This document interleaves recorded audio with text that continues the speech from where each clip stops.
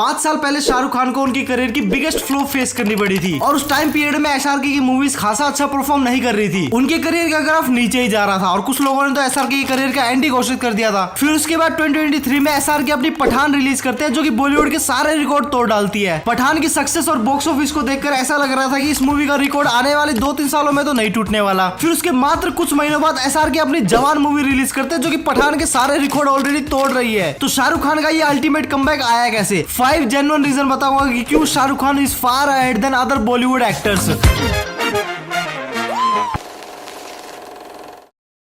जो first thing SRK ने change किया अपनी मूवीज को लेकर वो है उसकी एंटायर प्रमोशन स्ट्रेटेजी। अभी के टाइम में अगर बॉलीवुड या फिर इवन हॉलीवुड में भी कोई मूवी रिलीज होती है तो उसका प्रमोशन पैटर्न बिल्कुल सिंपल है। मूवी रिलीज के 4-5 महीने पहले ही उसका ट्रेलर डाल दिया जाता है। उसके बाद मूवी की कास्ट जगह जगह जाकर ढिंडोरा पीटती है कि हमारी मूवी आने वाली है, उसको देख लेना। और इस बीच ऑडियंस को और भी ज्यादा हाइप या फिर एंगेज रखने के लिए रिलीज के 1 महीने या 2 महीने पहले एक और ट्रेलर डाल दिया जाता है। बट आफ्टर पेंडेमिक एसआरके ने इन सब स्ट्रेटेजीज पे मूव दिया है, खुद आराम करके ऑडियंस को काम पे लगा दिया है। कैसे, आगे एक्सप्लेन करता हूँ। पठान और जवान के टाइम पे एसआरके ने ऑडियंस को बहुत ही कम कंटेंट दिया था बात करने के लिए, जिसके कारण मूवी की हाइप और मूवी की वैल्यू दोनों बढ़ रही थी। और इसी हाइप के कोका कोला के बीच में एसआरके थोड़ा थोड़ा मिंट भी डाला करते थे मूवी के ग्लिम्स या फिर कुछ एक्स्ट्रा पोस्टर्स के रूप में। उसके बाद हाइप ऑडियंस अपने आप ही मूवीज के बारे में बात करती थी और free mouth to mouth publicity होती थी। लाइक बीएनएफ टीवी और एमओसी ने खुद ट्रेलर आने से 1-2 दिन पहले ये वीडियो डाली थी कि आखिर ट्रेलर किधर है। तो तुम खुद कंटेंट क्रिएटर्स और ऑडियंस के बीच में हाइप का अंदाजा लगा सकते हो सिर्फ एक ट्रेलर के लिए। इसके अलावा तुमने एक और चीज नोटिस की होगी पठान और जवान के रिलीज के टाइम पे। उस टाइम पे एसआरके अपने ट्विटर पे रेगुलरली क्यूएनए सेशन किया करते थे अपने फैंस के साथ, जहां पे वो खुद डायरेक्टली या फिर इनडायरेक्टली अपनी मूवीज का थोड़ा थोड़ा कंटेंट देते थे ऑडियंस को बात करने के लिए। और उसके अलावा कुछ टेढ़े फैंस के टेढ़े क्वेश्चन का थोड़ा टेढ़े और सैवेज वे में भी रिप्लाई देते थे। और फिर इन्हीं ट्वीट के स्क्रीनशॉट लेकर बहुत सारे न्यूज आर्टिकल छपते थे और इवन यूट्यूबर्स भी उन आर्टिकल्स या फिर न्यूज को कवर करते थे, जिसके कारण अब एसआरके को खुद यूट्यूबर्स के पास नहीं जाना पड़ा अपनी मूवीज की प्रमोशन या फिर बात करने के लिए। मूवी काफी हाइप में थी, जिसके कारण यूट्यूबर्स ने इस मूवी के रिलेटेड वीडियोस बनाए और यूट्यूबर को व्यूज मिल गया और शाहरुख खान को एक इनडायरेक्ट प्रमोशन। शाहरुख खान ने पठान और जवान के टाइम पे अपनी मूवी का डायरेक्ट प्रमोशन ना के बराबर किया था, बल्कि उन्होंने इनडायरेक्ट प्रमोशन पे ज्यादा विश्वास दिखाया। लेकिन ये स्ट्रेटेजी हर एक्टर यूज नहीं कर सकता। ये तभी वर्क करेगी जब एक्टर की फैन फॉलोइंग ग्राउंड लेवल से हो, ना कि सोशल मीडिया नंबर से। इसका एक अच्छा एग्जांपल टॉम क्रूज है। टॉम क्रूज अपनी मूवीज के सारे डेडली स्टंट खुद करके फ्री पब्लिसिटी बटोरते हैं थ्रू न्यूज चैनल या फिर सोशल मीडिया।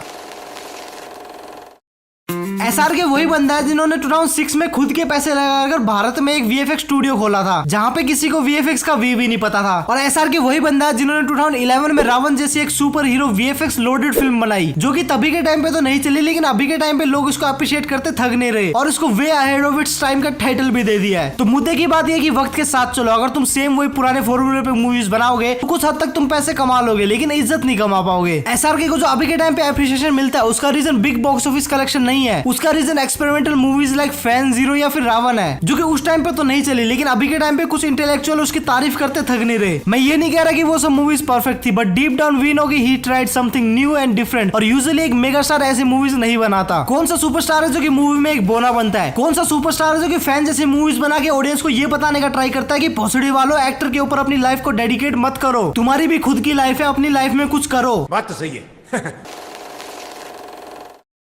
इस चीज को तुम्हें एक एग्जांपल के साथ समझाता हूँ। भारत देश में एक हिस्टोरिकल मूवी बन रही है जिसमें एक्टर भगवान श्री राम का रोल प्ले कर रहे हैं। और अगर मूवी में भगवान श्री राम का इंट्रोडक्शन एक 6 मिनट के हीरोइक सीक्वेंस के साथ कराया जाता है, जहाँ पे हमें ये भी नहीं बताया जाता कि ये चिमगादड़ श्री राम को क्यों मारना चाहता है, तो इस मोमेंट पे या तो डायरेक्टर चूतिया है या फिर डायरेक्टर ने एक्टर या फिर सो कॉल्ड मेगा स्टार के प्रेशर में आकर वो हीरोइक सीन को ऐड किया है। बट शाहरुख खान के केस में ऐसा नहीं है। उनकी मूवीज में सारा कंट्रोल डायरेक्टर के हाथ में ही होता है और डायरेक्टर जो चाहेगा वही होगा। अगर डायरेक्टर एसआरके को बोलता है कि आपको इस सीन के लिए बॉडी बनानी पड़ेगी, प्रोस्थेटिक या फिर वीएफएक्स से काम नहीं चलेगा, तो शाहरुख खान उस सीन के लिए एक्चुअल बॉडी बनाएंगे। अगर डायरेक्टर बोलेगा कि आपको एक पर्टिकुलर सीन के लिए इधर 5-6 घंटे बैठ के प्रोस्थेटिक मेकअप करवाना पड़ेगा, तो शाहरुख खान वो करेंगे। जितना मैं सिनेमा के बारे में रिसर्च कर रहा हूँ, मुझे एक पर्टिकुलर टर्म बहुत बार सुनने को मिल रही है कि एक अच्छा एक्टर हमेशा अपने आप को डायरेक्टर को सौंप देता है, क्योंकि डायरेक्टर को पता होता है कि उसे एक्टर से कितना पोटेंशियल निकलवाना है। तो कहने का मतलब यही है कि अगर डायरेक्टर और एक्टर कोऑर्डिनेट करके काम करेंगे तो जवान जैसी मूवीज बनेगी, और अगर डायरेक्टर अलग और एक्टर अलग काम करेगा तो आदिपुरुष बनेगी। जवान के डायरेक्टर एटली ने एसआरके के लिए खुद बोला कि he is more than his father, but SRK listened everything that Atlee told him to do.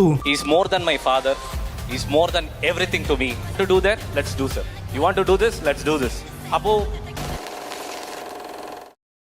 अगर तुम SRK की पिछली 8 मूवीज देखोगे इंक्लूडिंग आने वाली डंकी, तो सबके डायरेक्टर्स अलग अलग है। इसका मतलब ऑलमोस्ट 1 डेकेड से ये बंदा न्यू डायरेक्टर्स को चांस दे रहा है और न्यू डायरेक्टर्स के साथ काम कर रहा है। बंदा अपनी मूवीज का क्रेडिट अपने डायरेक्टर्स को देता है। जवान के पोस्टर पे तुम्हें कहीं भी एक शाहरुख खान मूवी लिखा नहीं दिखेगा, बल्कि एक एटली मूवी लिखा दिखेगा। जो बंदा 100-200 करोड़ की एक एक्सपेरिमेंटल मूवीज बनाता है, उससे बड़ा रिस्क टेकर कौन होगा। जवान और पठान की सक्सेस के बाद शाहरुख खान चाहे तो जिंदगी भर मास मसाला मूवी कर सकते हैं, लेकिन मैं इधर शर्त लगाता हूँ कि डंकी के बाद शाहरुख खान और भी ज्यादा एक्सपेरिमेंटल मूवीज करेंगे। तुम्हें पता होगा कि शाहरुख खान अपनी मूवी फीस के तौर पे कोई भी फिक्स प्राइस नहीं लेते, बल्कि वो मूवी के प्रॉफिट का कुछ % शेयर लेते हैं, जिससे अगर मूवी नहीं चली तो प्रोड्यूसर के साथ साथ शाहरुख खान को भी नुकसान झेलना पड़ेगा। वो चाहे तो बाकी एक्टर्स की तरह 100-150 करोड़ लेकर साइड लग सकते हैं, और अगर मूवी नहीं चली तो नेक्स्ट मूवी KGF यूनिवर्स वाली साइन कर सकते हैं।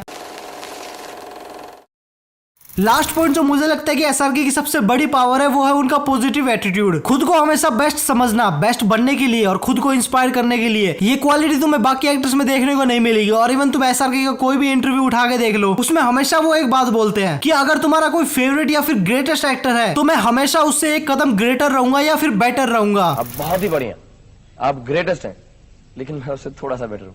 तो लॉजिक ऐसा रहता है कि मैं अपने में खुश हूँ कि मैं अपना काम करता हूँ, मेहनत से करता हूँ, करके वापस आ जाता हूँ। और इवन पठान के रिलीज से पहले SRK ने कहा था कि उनकी अपकमिंग तीनों फिल्में सुपर हिट होने वाली है। बाकी एक्टर्स को अपने प्रोजेक्ट या फिर अपने ऊपर सेल्फ डाउट होते हैं, लेकिन SRK is clear about everything. और अगर पॉजिटिव एटीट्यूड की बात हो रही है तो जवान के एडिटर ने खुद ये स्टेटमेंट दिया था कि शाहरुख खान ने उनसे खुद बोला कि अगर मूवी की लेंथ कम करनी है तो उनके सीन काट देना, को एक्टर्स के सीन मत काटना। काटा पीटी तो मैंने भी काफी की इस वीडियो की एडिटिंग के लिए। तो अगर तुम्हें वीडियो पसंद आई तो एक लाइक जरूर करके जाना, और अगर तुम्हें SRK और लियोनार्डो डिकैप्रियो की कैंसिल मूवी के बारे में जाना है तो लेफ्ट वाली वीडियो पे क्लिक करके देख लेना, और वीडियो कैसी लगी वो कमेंट करके जरूर बता देना। और अगर तुम्हें लगता है कि वीडियो में ये चीज इंप्रूव हो सकती है तो वो भी मुझे कमेंट करके जरूर बता देना। तुम लोगों के फीडबैक मैं काफी ज्यादा अप्रिशिएट करूंगा। मैं मिलता हूं तुम लोगों से नेक्स्ट वीडियो में, तब तक के लिए बाय।